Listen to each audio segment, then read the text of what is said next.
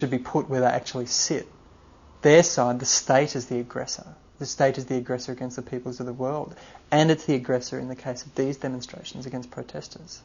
When you look at the NATO bombing of Serbia, it killed at least 1,000 civilians, ordinary civilian people. It created enormous environmental destruction. What about the violence that is caused by the IMF and the World Bank, whose policies lead to 19 million children a year dying as a result of malnutrition and poor health? Our struggle is actually about trying to end that sort of violence. The violence of people dying at work, the violence of child labour, the violence of a hospital system that's groaning under a lack of funding.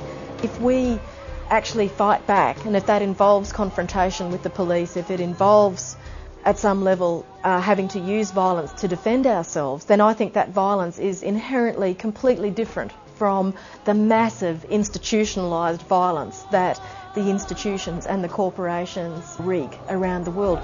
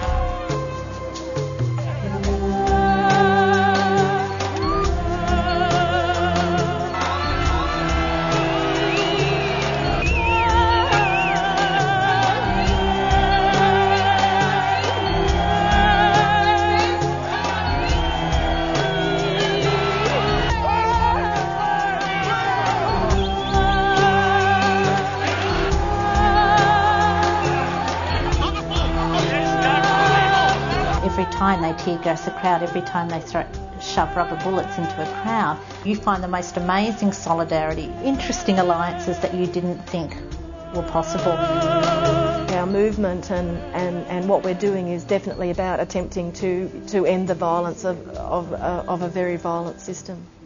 And of course the media, really goes after it. I mean, we had a dispute down at the Age this year. For the second time in 130 years, we made sure no paper went out. 500 people, and we totally blockaded the place. Only one bloke tried to get in, it was a manager, and there was a bit of a scuffle, certainly no punches in like that, and the media tried to hone in on about a violent demonstration, and they do that, I think, because they like to highlight that and to use it and say, violent unionists. The media are a powerful corporation in and of themselves. They have investments in other corporations, they're part of the banking system, they gamble on the stock exchange. Their interests are actually part of the corporate agenda. Now, part of what they sell is news, so they do actually have to sometimes cover things like the Zapatista rebellion in Chiapas, or they sometimes have to cover things like the World Economic Forum protest in Melbourne. But they will cover it with a slant that basically suits them. And I think that's one thing that the anti-corporate globalisation movement has learnt, is that we actually have to have our own forms of media. We have to actually trust our own voices, and we have to find creative ways of getting our message across which don't rely on the corporate media, because ultimately they're going to distort what we're saying. 200 years of this bullshit. Well, us Tories have had enough, so you better quit. You got brothers like me behind bars and in the galleys. We're taking up the slip of black brothers. The white man's win, we're shooting out of hand. We're being hung up in yourselves all across the land. Keep an eye on us trunks in the bar. Time for us to raise up out of dark. From Broome all the way back to Redfern, brothers and sisters, raise up as your worry.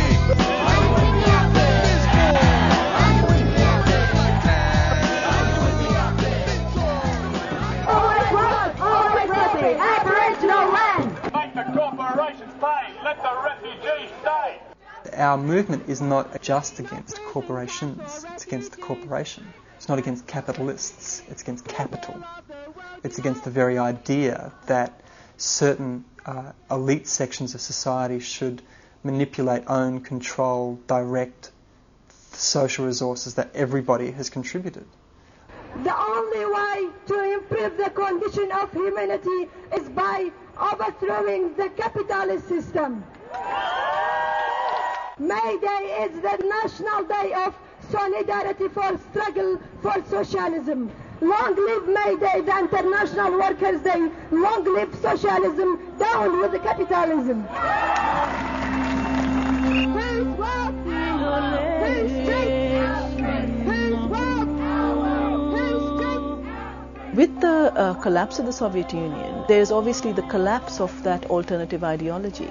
Now, people might sort of say that that ideology was never one ideology, there were many ideologies, and it wasn't working, whatever. But the point is that there was always another ideology, certainly for sort of countries in the South like India and so on.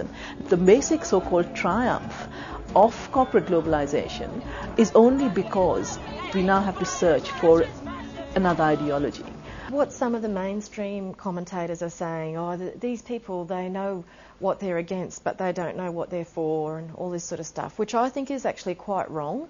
At the moment we can say we're for a world where human rights and the environment come first, but I think as this movement grows we'll start to actually shape how we would achieve that world. The good thing about what you've seen over the last couple of years is that there's now an international voice. There are strands of the movement that think that the solution is to perhaps go back to smaller local economies. There are people who think that what we need to come up with is a new set of global rules for trade and so on. So I think there's still an enormous amount of discussion and debate that is to take place within the movement. I don't think there would ever be a single solution. I think there will be a number of solutions. I think that most Australians are now very interested in making sure that globalisation delivers a fair share of the huge wealth that's been produced by it. From the point of view of the movement, it has many challenges, and it has a whole lot of strategy that it needs to discuss, because while it's clear about what its opponent is in many ways, it's not clear as to what it needs to do to get rid of that. And there needs to be a big strategic discussion in this movement about what it does. But it's showing no signs other than of continuing to grow rapidly and to continuing to give hope to people in first and third world countries that the way to prosperity is through struggle. We're going to push through. We're going to march down. Possibilities for change come from the process of struggle. They come from the process of resistance, and they have historically. If you look back in the past, that's where the ideas, knowledge, understanding has come from. The corporate sector in Australia and worldwide are a mob of crooks, and they don't deserve the power they've got, and we're going to take it off them. We've got to stop this corporatisation. We want a world for people and not for profit. That's the bottom line. There's no question that people have the capacity to actually make or break companies.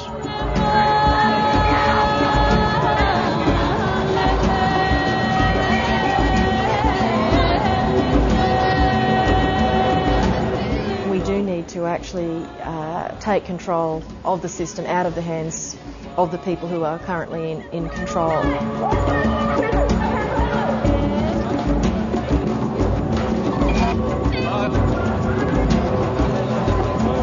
And I think this whole movement is tremendously hopeful. It's bringing together so many streams of protest, and it's a renewal that's long been overdue. It's about companies centralising power into the hands of a few elite individuals.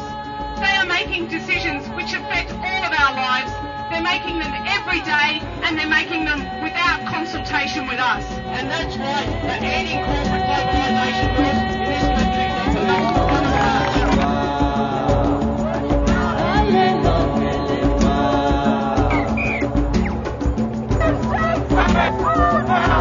These people don't give up their power easily. What they've done already and what they've been forced to do already is to try to adopt the language. Oh, we're all for the community. Oh, we're for the environment. All the while still exploiting us. All the while still ravaging the environment. So they've had to make some verbal concessions. They're not going to make fundamental concessions that give up their power and give up their ability to make profits and rip off the whole world. So I think what has to be done is for this movement to continue to build all around the world, and Australia to get bigger and bigger, to get